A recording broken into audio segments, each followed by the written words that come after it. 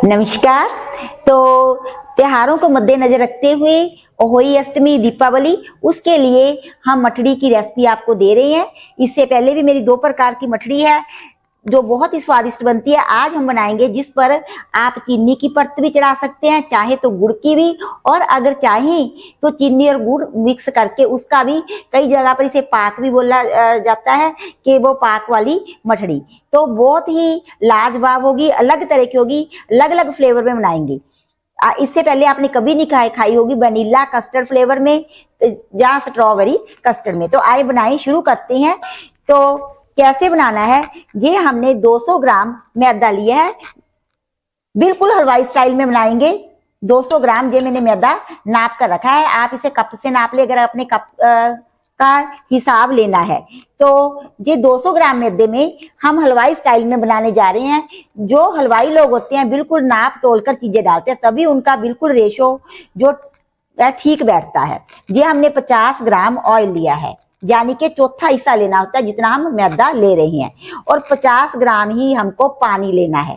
ये दोनों चीजें मैंने स्केल पर तोल कर ली है। आपको स्केल पर ही तोल कर लेनी है, तभी आपका बिल्कुल परफेक्ट बनेगा। हलवाई लोग बिल्कुल स्केल पर ही तोल कर लेते हैं। अच्छा, अब हमने बनानी है कस्टर्ड फ्लेवर में, वनीला फ्लेवर में, स्ट्रॉबेरी में या पिस्ता, जो भी आपको ठीक लगे। जब मैंने आप 3 जहां पर कस्टर्ड डिस्प्ले की हैं, वो कोई भी ले सकते हैं। तीनों में बिल्कुल अलग तरह की स्वादिष्ट मठड़ी बनेगी। तो मैं बनाऊंगी वनीला, क्योंकि मेरे घर में सभी को यही पसंद है। जितना आपने कस्टर्ड लाना है उतने चम्मच आप 200 ग्राम मैदे में से निकाल लीजिए। 200 ग्राम लिया था ना मैंने, अगर मैं 2 चम्मच मिला रही तो 2 चम्मच में मैदा कम लूंगी, तभी हमारी रेशो बिल्कुल एग्जैक्ट रखेगी ना। अब मैंने 2 चम्मच वो निकाल दिए मैदे की, तो 2 चम्मच ही मैं इस कस्टर्ड के ले रही हूँ। अगर आप स्ट्रॉबेरी बनाना चाहते हो तो स्ट्रॉबेरी ले लीजिए। तो मैंने ऐसे ही लिए थे ना मैदे के, जितने जितने मैंने लिए थे उतना ही मैं इसमें कस्टर्ड ऐड कर दूंगी। ठीक है जी। तो इसे मैं रखती हूँ वापस मॉइस्चर से बचाने के लिए डिब्बी में। तो अब जब भी आपको बनाना हो, आपको अब पहले तो हम कस्टर्ड इसमें मिक्स कर लेंगे। अच्छी तरह मिक्स करना है हम लोगों को। आटे में बना लिए बीच में एक गट्ठा सा, और जो तेल और पानी है उसे कीजिए मिक्स अच्छी तरह। बिल्कुल अलग अलग नहीं लेना होता, क्योंकि अलग अलग लेने से, और बिल्कुल तोल कर लेना है। बाद में अगर आप तेल और पानी जो भी कम रहा लेंगे तो उससे अच्छी मतलब नहीं बनेगी। अब मैं बीच में डाल रही हूँ बिल्कुल इकट्ठा, क्योंकि मेरी ये रेसिपी ट्राइड है, इतने में ही बनती है।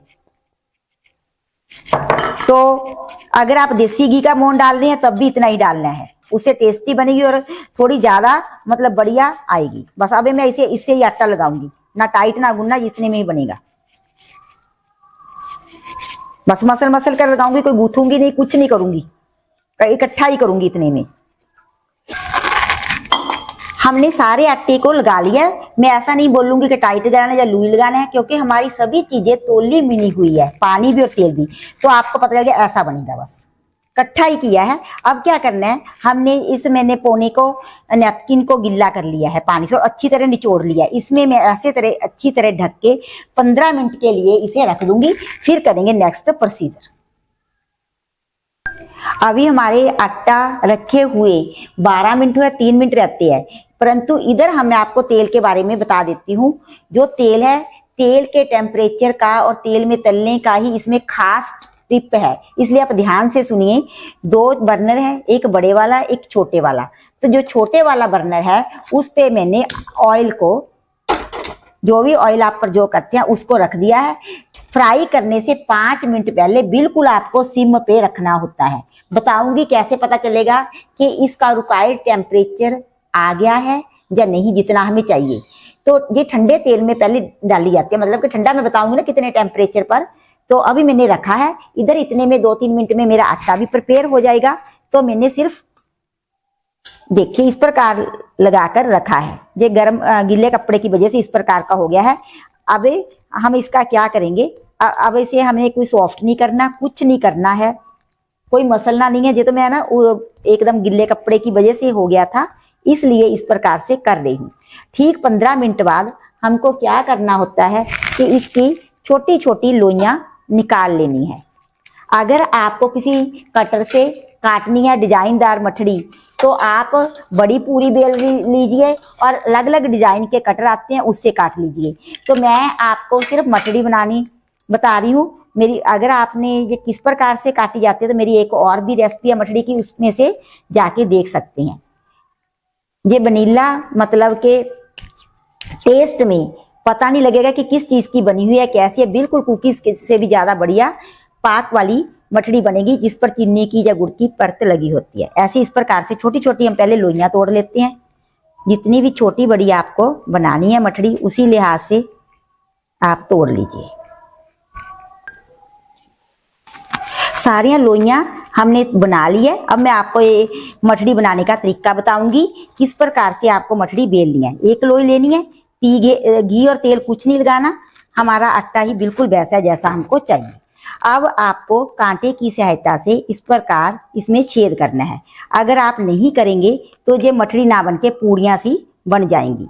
और इस बात को आपने यकीनी बनाना है कि जो भी इसमें ये कट्स आ रहे हैं ना आपको नजर, इन्हें आपको दूर नहीं करना है।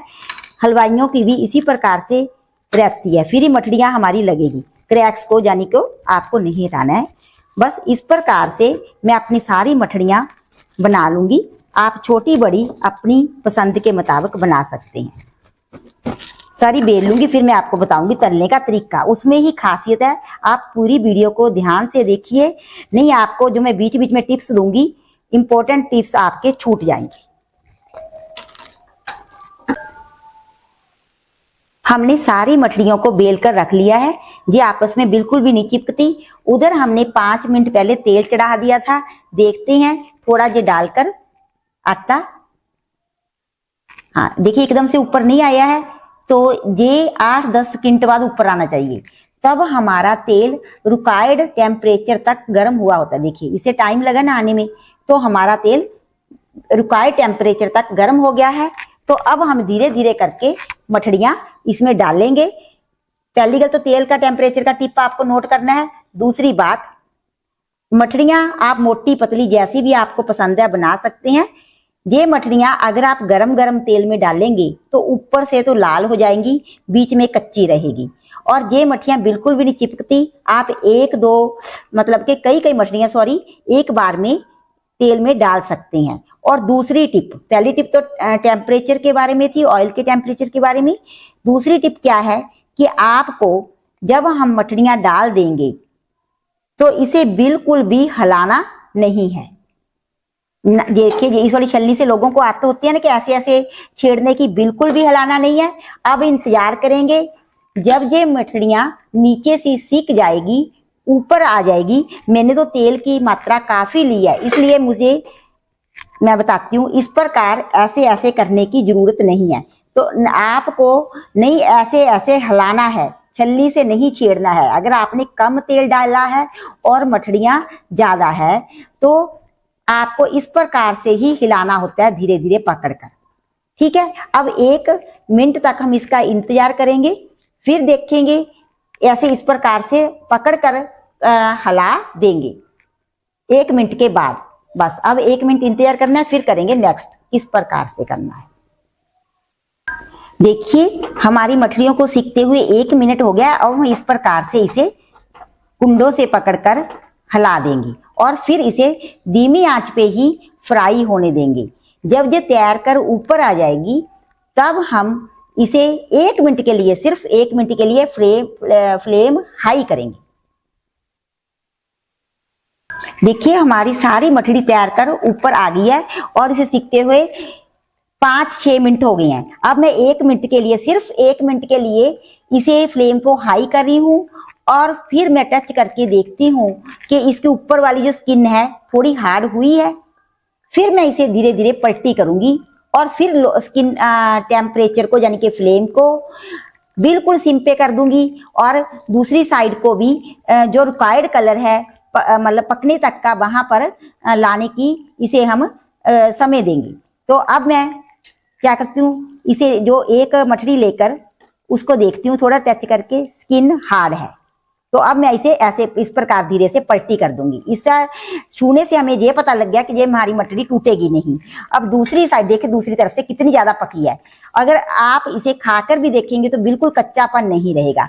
तो टोटल हमें इतनी मटरियों को सेकने में 8 से 9 मिनट का समय लगेगा। बीच में यही दूसरी साइड का पकने का समय इंक्लूड करके टोटल यानी कि 8-9 मिनट में हमारी मटरी पककर बिल्कुल तैयार हो जाएगी। अब मैंने आंच को 1 मिनट के बाद फिर से धीमा कर दिया है और इसे मैं रिक्वायर्ड कलर आने तक पकने दूंगी।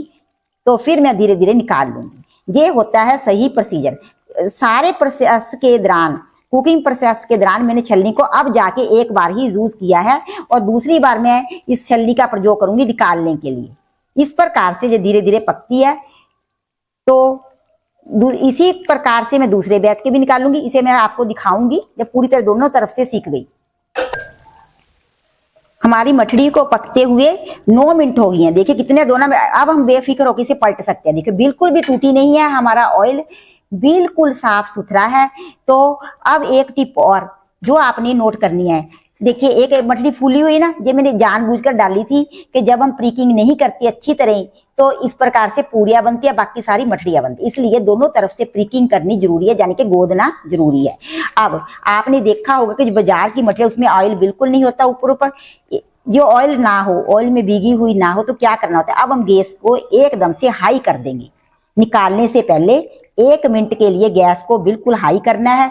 इससे कलर भी थोड़ा अच्छा हो जाएगा, क्योंकि सीख तो गई पूरी तरह, पक तो गई और एक इसमें ऑयल भरा हुआ नहीं आएगा। बिल्कुल सूखी सूखी आपकी मठड़ियां बनेगी। ऑयल देख लीजिए, इतनी नरम मठड़ी थी, बिल्कुल भी उसमें घुली नहीं है मठड़ियां। बस 1 मिनट इसे हम हाई पे फ्राई करेंगे, फिर निकाल लेंगे। देखिए कितना सुंदर कलर आया है। इसके ऊपर बिल्कुल भी ऑयल नहीं है, क्योंकि हमने 1 मिनट के लिए निकालने से पहले आंच को तेज कर दिया था। बिल्कुल सूखी सूखी मठड़ियां बनी है हमारी। तो बाकी की मैं इस प्रकार से निकाल लूंगी। अब दूसरे जब बैच की मठड़ियां डालनी है तो 1 मिनट के लिए आपको गैस को बंद कर देना है, क्योंकि हाई टेम्परेचर पे किया था, तेल बहुत ज्यादा गर्म है, नहीं तो फिर अच्छी नहीं बनेगी। तेल बिल्कुल देख लिए कैमरे में कि एक भी पर्टिकुलर अपना कण कोई भी मठड़ी का टूटा हो। इस प्रकार से सभी दूसरियां भी कर लूंगी। फिर चाशनी बनानी सिखाऊंगी कि किस प्रकार से हमें इस पे ऊपर कवरिंग करनी होती है मीठी। मठड़ी सारी बनाकर हमने फ्राई कर रख ली है। देख लो बिल्कुल सूखी सूखी बनी है, कहीं भी तेल नहीं है और ऑयल भी हमारा बिल्कुल साफ है। हम बनाएंगे अब चाशनी। इसके ऊपर जिसे पाक भी बोलते हैं, पता नहीं अलग अलग क्षेत्रों में क्या क्या बोला जाता है। तो एक बात क्लियर कर दूं, बिल्कुल आप पूरी तरह मतलब चीनी की, शुगर की भी इस पे कोटिंग कर सकते हैं, गुड़ की भी कर सकते हैं, दोनों चीजें मिक्स करके भी कर सकते हैं। मैं दोनों को मिक्स करके ही आपको बता देती हूँ ताकि झंझट ही खत्म हो जाएगी। ठीक है, कहीं आपको ऐसा ना लगे कि मैं तो गुड़ डालकर बनाने, 2 तरीका नहीं मेरे को मैम ने बताया, किसी ने चीनी डालकर बनाना था, चीनी वाला नहीं बताया। एक बात और, जो बाजार वाले हैं वो दो गुना लेते हैं मैदे से चीनी या गुड़, कोई 2.5 गुना भी लेता है, हम 1.5 गुना लेंगे बीच वाला। जैसे हमारा 200 ग्राम में था, मैंने 100 ग्राम चीनी ली है, 50 ग्राम गुड़ लिया है और 50 ग्राम पानी लेना, चीनी का आधा लेना होता है। तो अब हम क्या करेंगे, पहले पानी डाल देंगे 50 ग्राम, इसमें 100 ग्राम चीनी और 50 ग्राम में गुड़ ले रही हूँ ताकि अच्छी तरह पूरी तरह कोटिंग हो जाए। ठीक है, अब एक बॉयल आने देंगे, फिर हमें इसे एक तार की चाशनी तक पकाएंगे। इतने में हमारी मठड़ी है वो भी थोड़ी मतलब कि पूरी तरह ठंडी नहीं होगी, कोसी कोसी जिसे हम हाथ से अच्छी तरह छू सकती हैं, और चाशनी हमारी बिल्कुल गरम गरम होगी। और इधर मैंने लिया है मीठा सोडा। बस इतनी चीजें चाहिए और इतनी लाजवाब वनीला कस्टर्ड हमारी मठड़ी बनेगी, बिल्कुल यूनिक, बिल्कुल टेस्टी।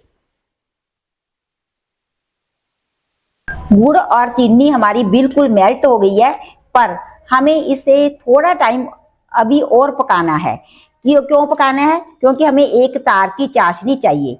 अब हम इसे एक तार की चाशनी बनने तक पकाएंगे। और इस स्टेज पे हमने तो बनाई है वनीला कस्टर्ड मठड़ी। अगर आपने मैदे की ही बनानी है तो इसमें आप इलायची पाउडर, सौंफ का पाउडर डाल सकते हैं ताकि 2 प्रकार का फ्लेवर आ जाए, और केसर भी डाल सकते हैं, केसर का फ्लेवर भी आएगा और मठड़ी के ऊपर कलर भी। तो अब मैं इसे एक तार तक पकाऊंगी, फिर बताऊंगी नेक्स्ट क्या करना है। देखिए अब हम चेक करेंगे पकते हुए, हो गया टाइम। ये एक तार बन रही है, देखिए इस प्रकार से थोड़ी लेंगे हाथ पे, देखिए बन रही है ना एक तार सी। तो एक तार की तैयार है हमारी चाशनी। गैस को कर देंगे हम बंद, और इस स्टेज पे गैस को बंद करने एक पिंच, देखिए इतना मैं डाल दूंगी मीठा सोडा। इससे क्या होगा, इसके झाग बनेंगे और जो हमारी कोटिंग है मीठे की मठड़ी पर बहुत अच्छी हो जाएगी। हाँ एक बात और, अगर आप सिर्फ मठड़ी बना रहे हैं गुड़ की, तो आपको क्या करना है कि जब आप गुड़ की पकाएं, चाशनी में ही कवरिंग करेंगे मठड़ी की, तो आपको क्या करना होता है कि उसमें थोड़ा हाइड्रो मिला दें ताकि गुड़ बिल्कुल अच्छी तरह साफ हो जाए। तो अब हमें फटाफटी से हिलाना होता है, परंतु टूटने से बचाना होता है, ताकि जो हमारी मठड़ी है उसके ऊपर हम गुड़ की कर रहे हैं, जो भी मीठा है चीनी की किसी भी चीज की कर रहे हैं, उसकी कोटिंग अच्छी तरह हो जाएगी। नहीं ये सूखने लगती है और कोटिंग हो नहीं पाएगी। ये मठड़ी इतनी ज्यादा अच्छी बनेगी कि इसके अंदर तक भी आपको मीठा महसूस होगा, सिर्फ ऊपर ऊपर ही नहीं होगी। बस एक बात है, जो मेरी 2-4 मठड़ी फूल गई है ना, आपको दिखाई दे रही होगी, उसमें मतलब कि मैंने घी तो दिखाने के लिए थी, तो मैंने ध्यान नहीं दिया कि मैं ज्यादा मठड़ियों में मतलब कर गई कि आपको अच्छी तरह उसको गोथना है, फोकिंग करनी है, जो फोक से करती हैं फ्रीकिंग। बस इसी तरह हम इसे फटाफट मिक्स कर लेंगे ताकि पूरी तरह जो हमारी मठड़ियां चाशनी को पी जाए, कोटिंग हो जाए। 2-4 मिनट में ये अच्छी तरह सूख जाएगी। फिर मैं आपको दिखाऊंगी ट्रे में लगाकर कि हमारी मठड़ियां किस प्रकार से बनी हैं। देखिए हमारी मठड़ियां 2-4 मिनट में ही बिल्कुल ड्राई हो गई है। अब मैं आपको दिखाती हूँ इसका फाइनल लुक, और ये बिल्कुल अपने आप में यूनिक और टेस्टी मठड़ी है। देखिए ये आपस में चिपके भी नहीं, बिल्कुल भी नहीं चिपकेगी। बस इस प्रकार से हम आपको